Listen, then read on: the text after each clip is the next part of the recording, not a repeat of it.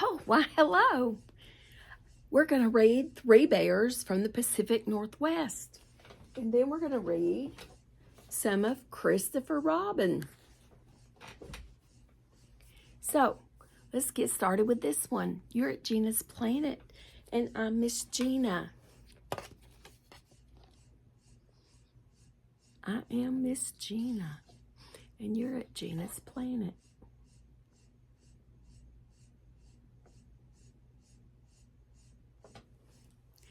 So I'm so glad you're here. So we're going to dive right in. This is by Richard Vaughan and Marcia Cruz, illustrated by Jeremiah Trammel. Jeremiah Trammel. One day, Black Bear saw something tumble out onto the road from a shiny silver box with wheels. Thump, bump, thump. Ow, said a little blue teddy bear. Where am I? I've lost my home. Black Bear said, You're in the mountains. Where I live, hop on my back and I'll help you find your home. Isn't that nice?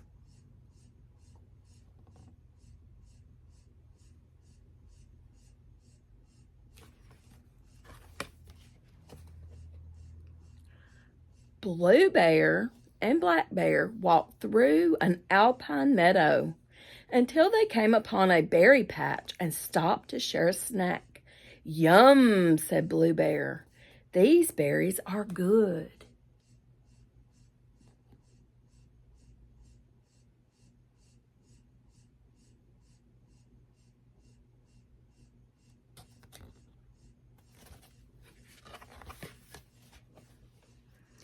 After their snack, Black Bear and Blue Bear followed a path that came to a river and saw a brown bear. Hello, said Brown Bear.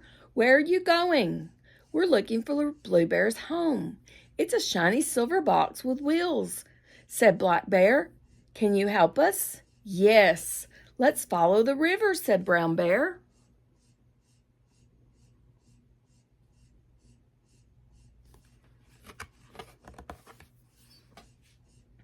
The three bears followed the river that came to a sea where they met a harbor seal. Hello, said Seal. Where are you going? We're looking for Blue Bear's home. It's a shiny silver box with wheels, said Brown Bear. Can you help us? Splash, splish, sploosh! The three bears leaped into the water after the seal, and they swam across the sea. Curious creatures swam all around them.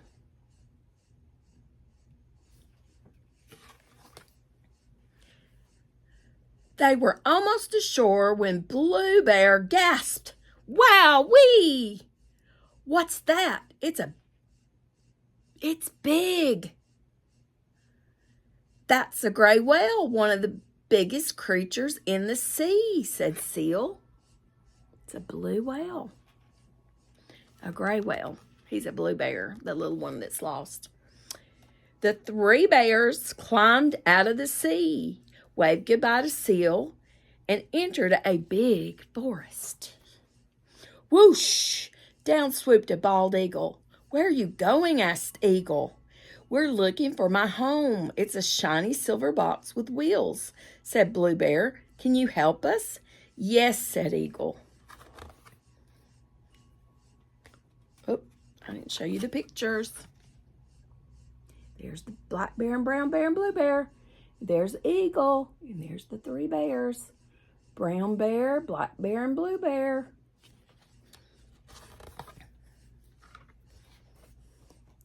Eagle lifted Blue Bear high into the sky. Whee! I can see far, said Blue Bear. What are those shapes below? Eagle circled low and said, That is a campground with cars and tents and shiny silver boxes with wheels, said Blue Bear. Whee, he's flying. so he can see shiny boxes with wheels down there and tents. There they are.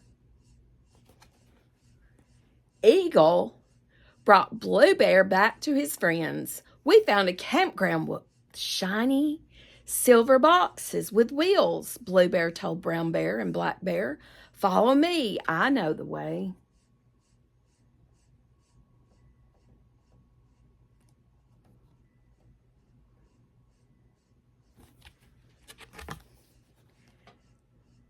The three bears quietly peeked inside.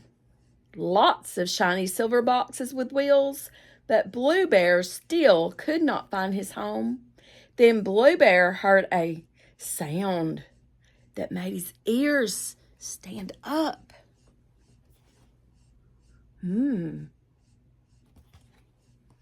The three bears followed the sound to a shiny silver box with wheels and peeked inside. That's my baby!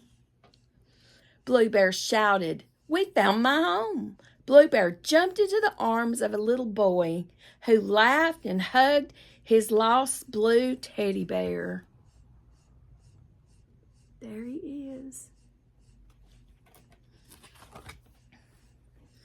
Blue Bear waved to his new friends. Bye-bye. Thank you for helping me find my home. The boy hugged his blue teddy bear tight, and they both slept happily all through the night. Oh, that's wonderful. And that is the end. Bye. So there was our front cover. There's our three bears, Black Bear, Blue Bear, and Brown Bear. Tell them bye-bye. Bye-bye. Bye, bears. See you next time. So, we're going to read some of Christopher Robin.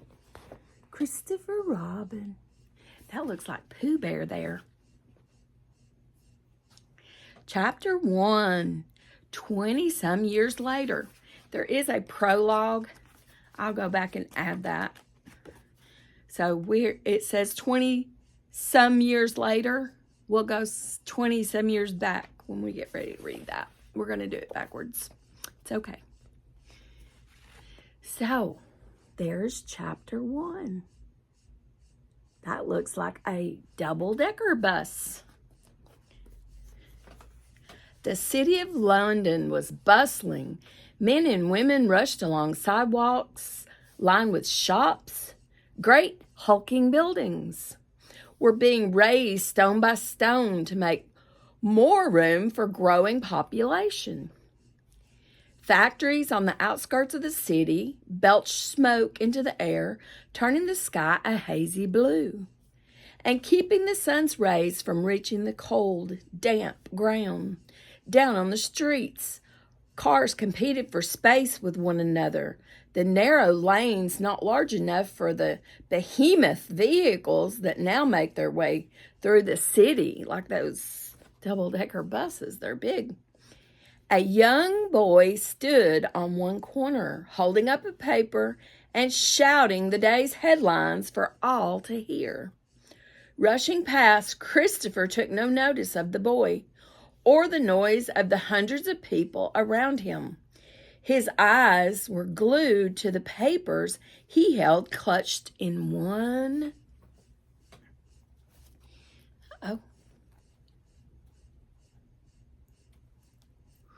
Lost my necklace. There it is. He had clutched in one hand.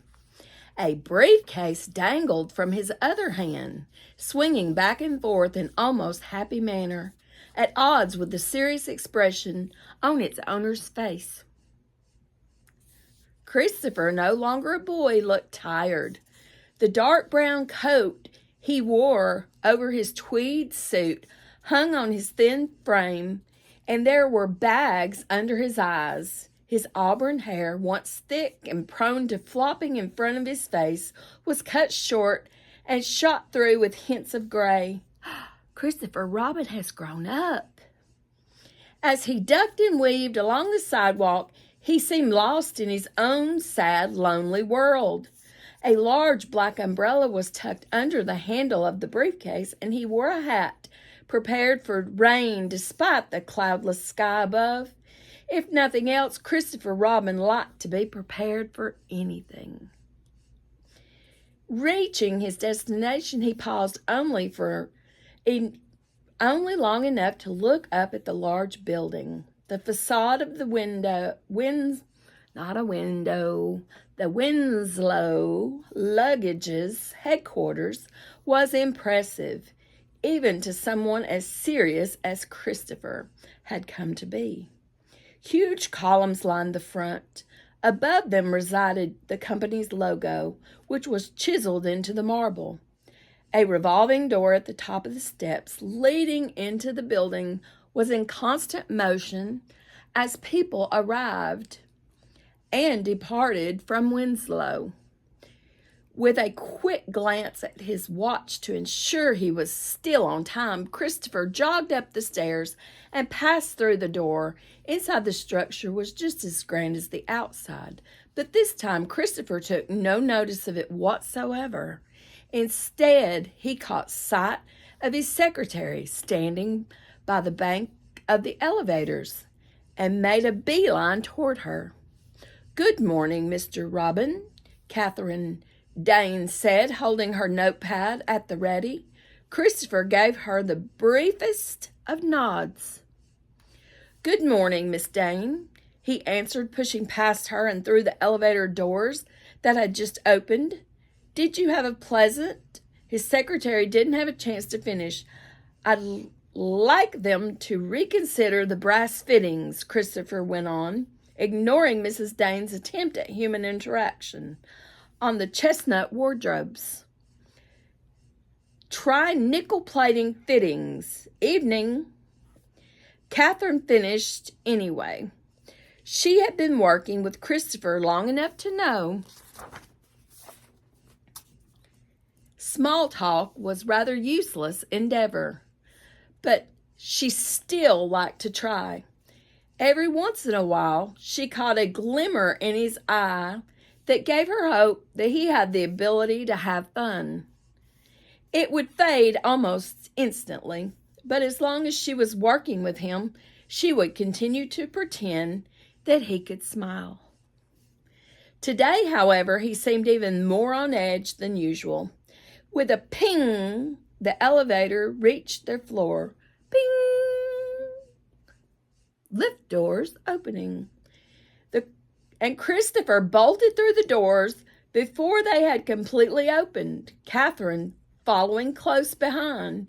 He strode down the hallway, oblivious to the employees forced to jump out of the way or those who cowered as he approached. "Why the delay in Glasgow?" he asked as they walked. "Tanner's union dispute?" Catherine answered. Christopher wasn't the only one who liked to be prepared. He nodded. "And Manchester?" Again, she was ready with the answer. "Waiting for fabric, sir?"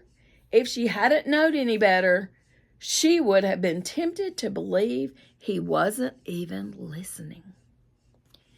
In her answers, listening to her answers, that he was just quizzing her. But then Christopher's frown deepened. And what's Birmingham's excuse? Catherine couldn't help herself. He just looked so miserable. They weren't attacked by giant 50-foot spiders, she teased, lowering her voice. She added, "I blame the Soviets." That finally got Christopher to look up from the papers in his hand. But instead of offering the light-hearted smile her flippant response deserved, he shook his head. "I don't have time for silliness." "Mrs. Dane," he replied. His rebuke still hanging in the air, he continued down the hall.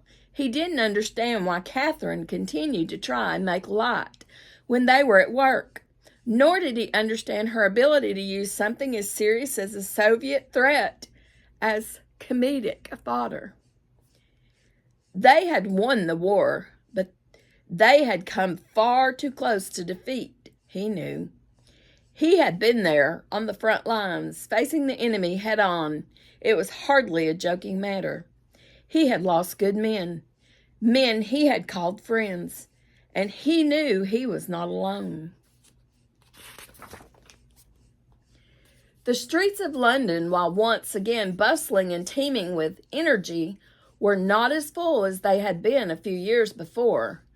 No one had gone untouched by war, yet here Catherine was, joking about the next threat to face them. He had once mentioned Catherine's somewhat casual approach to authority to his wife. Evelyn, hoping for some sympathy, to his surprise, she had suggested that maybe Catherine was right to not let the war, as devastating as it was, or it had been, win. It took so much from all of us already, she had said. Why let it take our humor as well? Christopher had been as baffled by the response as he would have been if Evelyn had spoken it in ancient Greek. Shaking his head, Christopher was about to remind Mrs. Dane once more that when on the job there was to be no joking, when Hal Galsworthy popped out of his office and joined them. "It's just Birmingham, sir," Hal said, pushing his round glasses further up the bridge of his nose. I know how that feels. "They're always late." Christopher admired Hal. The man was forthright, sometimes to a fault, but he could also be oblivious. "I needn't remind you that we're under intense pressure to trim costs," Christopher said as they arrived at the end of the hall. A large set of double doors was closed in front of them. Above the wooden frame was a sign that read, "Efficiency Department." Quickly, and one might even say efficiently, Christopher pushed open the doors and entered his department. Once more, Christopher allowed himself a smallest of moments to pause and appreciate the department. Like its name suggested, it was a hub of efficiency. There was not one excess piece of paper, no unneeded clutter, not even a spare desk or chair for possible visitor. The exact number of needed desks for the employees of the department, 20 in total, lined each side of the large room, 10 per side. Behind them sat men, along with several women wearing spotless suits, their hands busy. There was no room for idleness in this department. Christopher Robin saw to that. "Mr. Robin?" Hearing his name, Christopher snapped to immediate attention. Looking ahead, he saw his senior management team gathered in the middle of the room. In comparison to the neatly ordered lines of desks, their cluster seemed chaotic to Christopher, and he couldn't help frowning as he approached.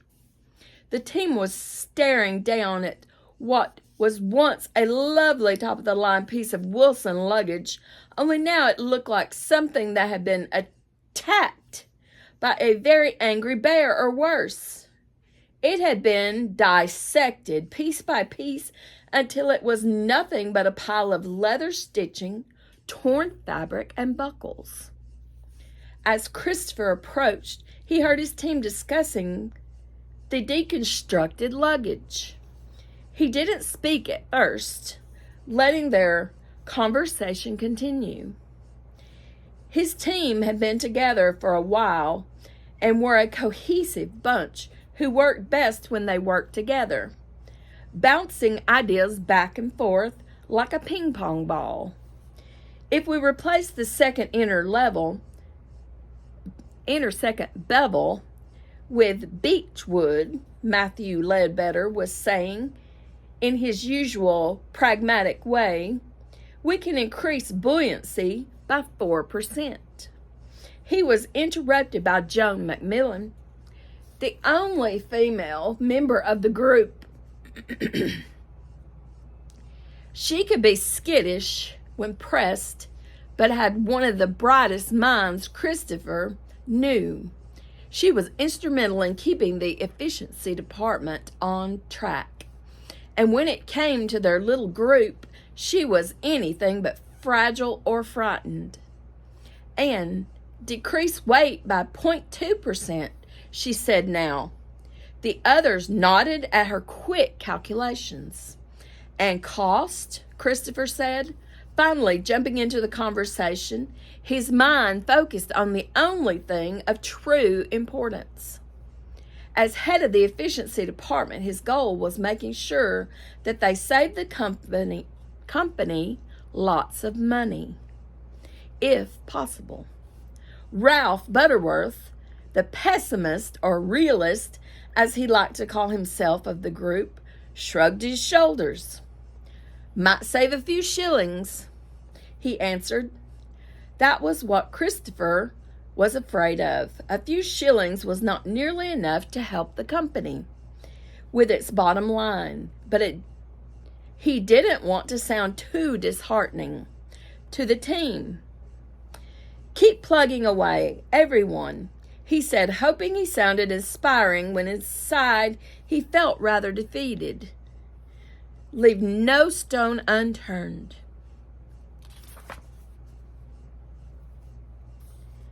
To his surprise, his words were met with clapping. Bravo! That's what I like to hear. Turning the group found themselves looking at their boss, Gills Winslow, at the sudden attention. The young man shifted nervously on his feet and fiddled with the brown accordion folder he held in his hands. While technically the boss, a role he had landed due to being the son of Winslow Sr., he seemed out of his comfort zone here in the efficiency department. Unlike his employees, whose pale and worn faces remained glued to the work on their desks, Giles's face was sun-kissed, and there were no signs of bags under his eyes. He was clearly a man who enjoyed the outdoors and didn't spend time worrying about the bottom line of his company after all. He had employees to do that for him. Mr. Winslow, sir, Christopher said, quickly reacting to the slight awkwardness that was now filling the room. I could have come to your office.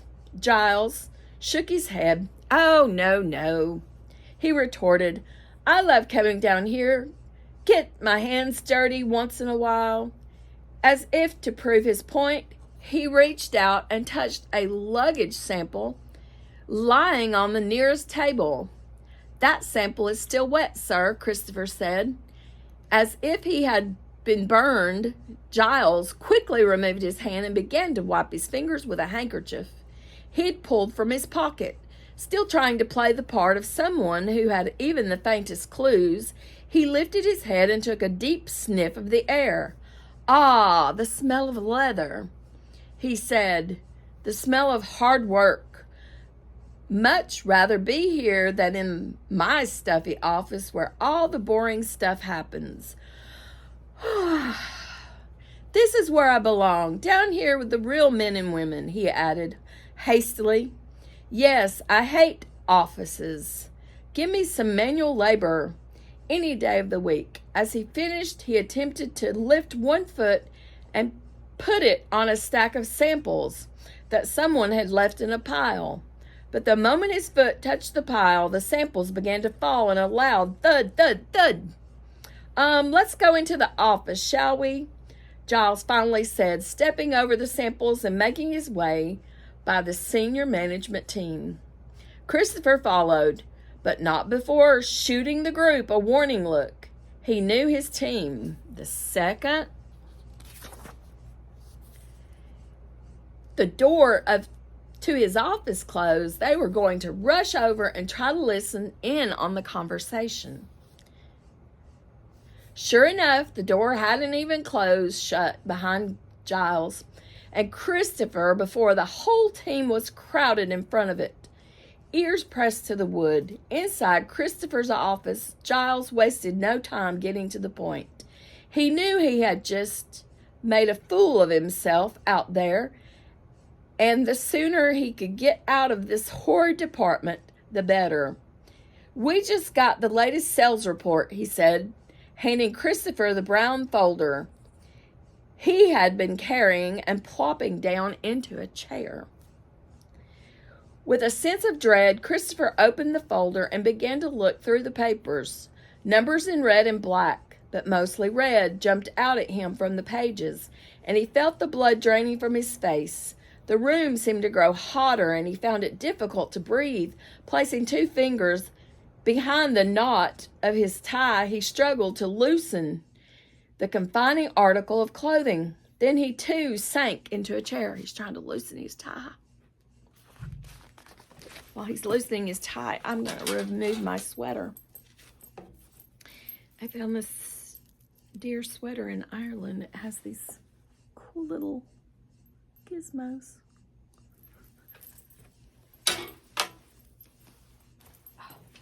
I'm stuck here. Oh, better.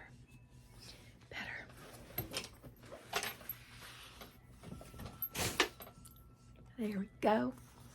Now that's better. Okay. Outside the office, the senior management team watched their eyes wide. "I'm no body language expert," Ledbetter said, watching his boss closely, "but I'd say we're all stuffed." Butterworth finished for him. Galsworthy, as usual, the last to grasp what was going on, tried to push himself closer. "What are they saying?" he asked. "I can't hear." "Don't worry, I can lip read," Macmillan answered, putting on a pair of glasses. Then she squinted painfully. "These aren't mine." She put on somebody else's glasses. Oh dear. "These aren't mine." As the others groaned, Christopher and Giles continued their private conversation. Or rather, Christopher continued worrying and Giles continued to throw judgment his way. "How did things get so bad?" Christopher asked, running a hand through his hair. He just didn't understand. He had been tirelessly efficient. Every T had been crossed. Every I had been dotted. More than once. If there was ever a question about something that might not have been efficient, Christopher assumed it wouldn't be, and made the appropriate changes to the plan of purchase.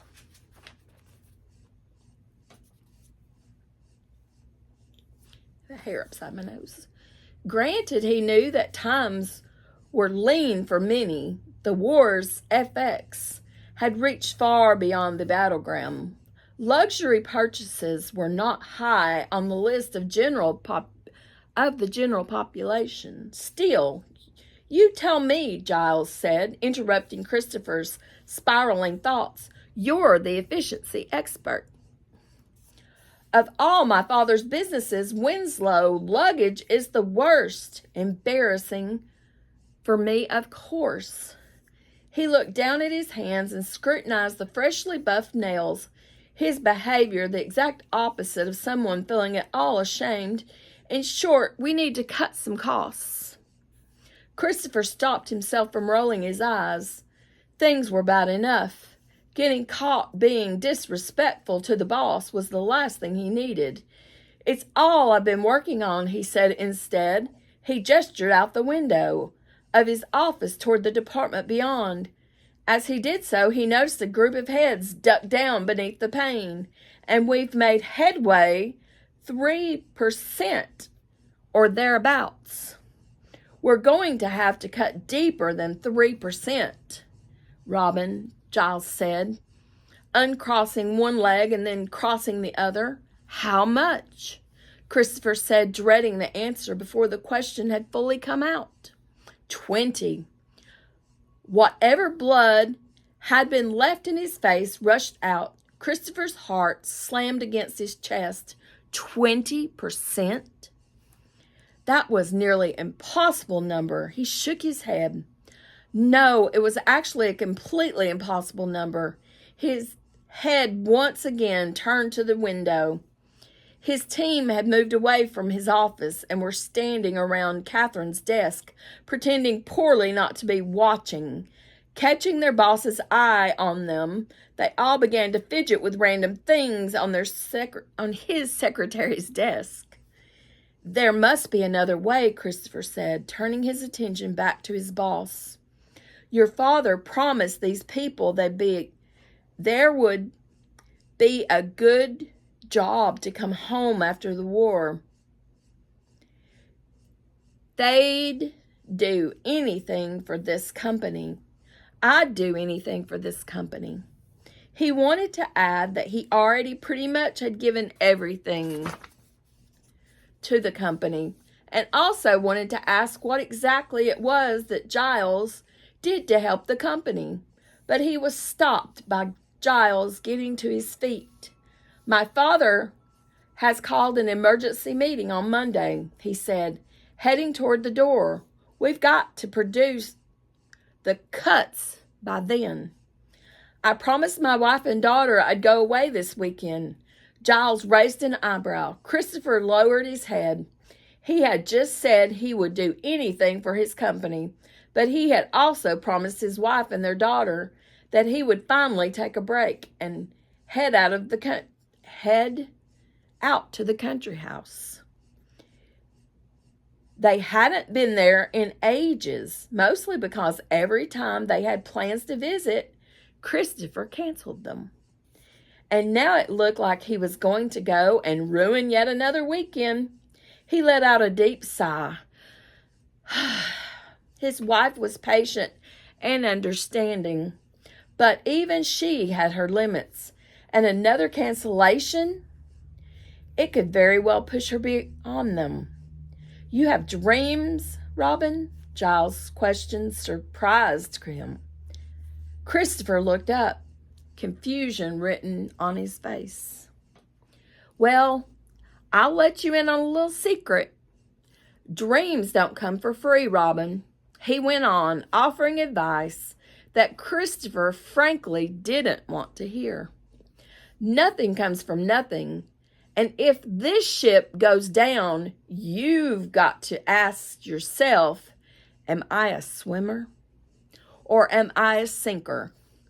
Obviously, I want to be a swimmer, sir, Christopher replied. Giles nodded. Right answer. Me too. That's why I'll be working this weekend also.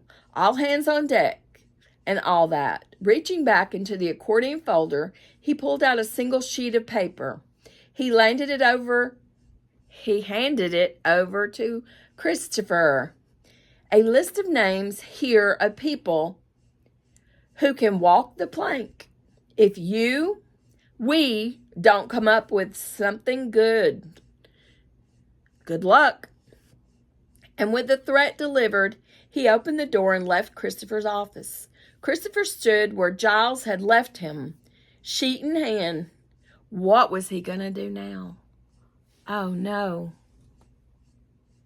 He wants him to fire people if they don't cut costs. What will he do? We'll find out in chapter 2 next time. So I hope you're enjoying the story, and I'll see you next time. Remember to read more in 2024 and grow your brain. Bye-bye.